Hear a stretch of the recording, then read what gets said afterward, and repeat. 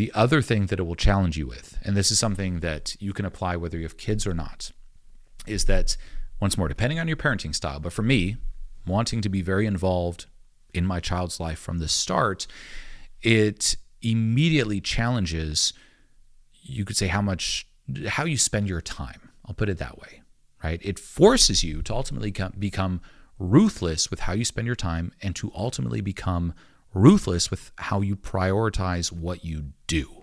And this is actually a hidden benefit. So I'll put it this way, okay?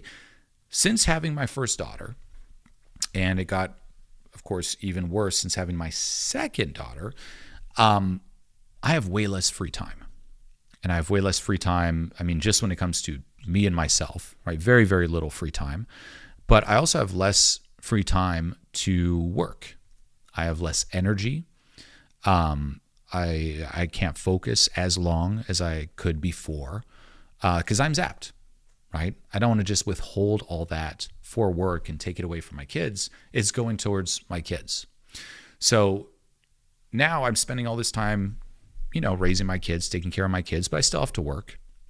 I go to sit down to work and I'm just drained and I'm just tired and I have, again, less time, less energy.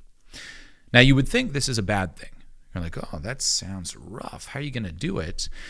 But here's what I'll share with you. Me pre-kids versus me post-kids.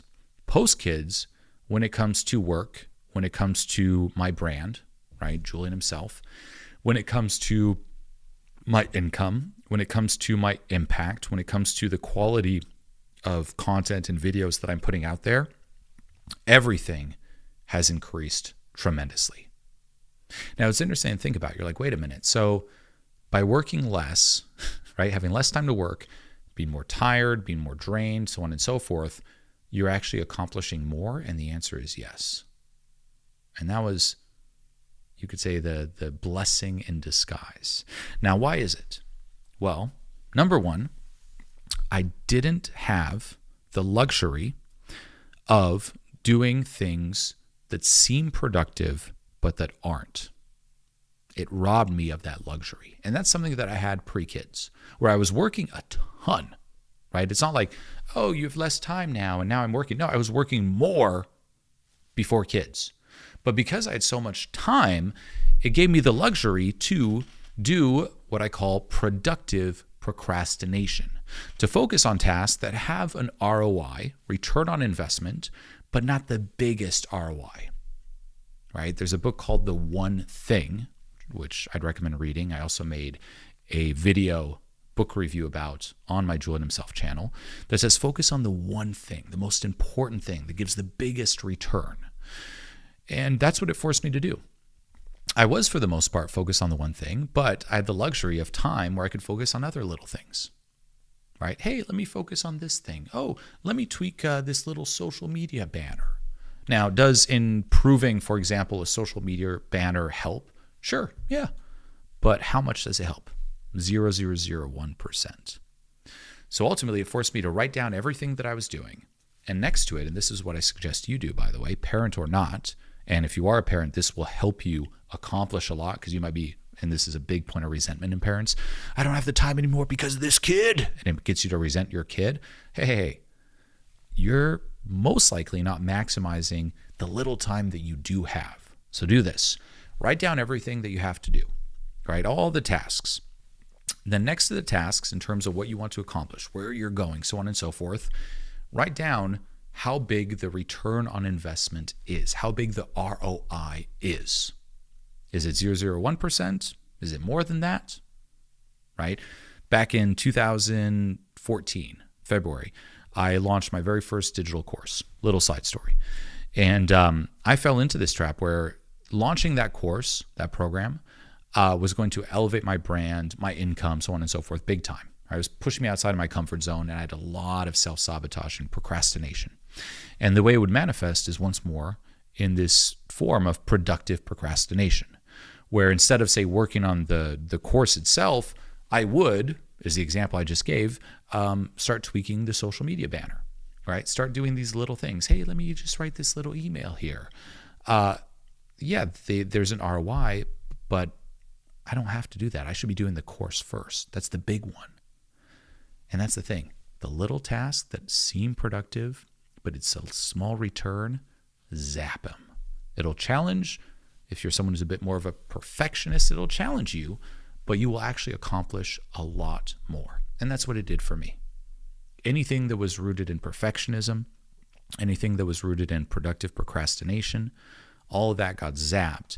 And it forced me to be very, very ruthless with how I spend my time and prioritize exactly what I am doing.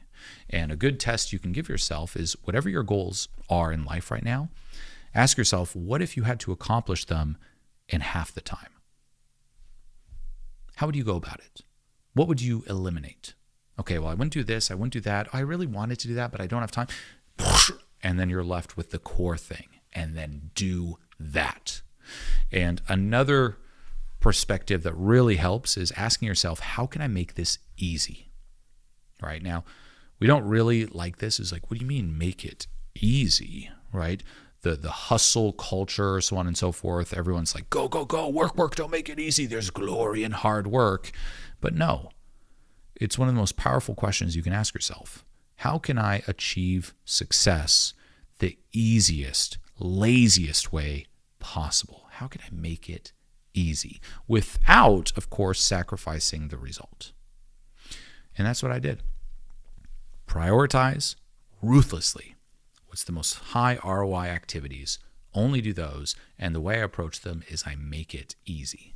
And by doing so, things improved drastically, even though I had less time, less energy, so on and so forth. So keep that in mind.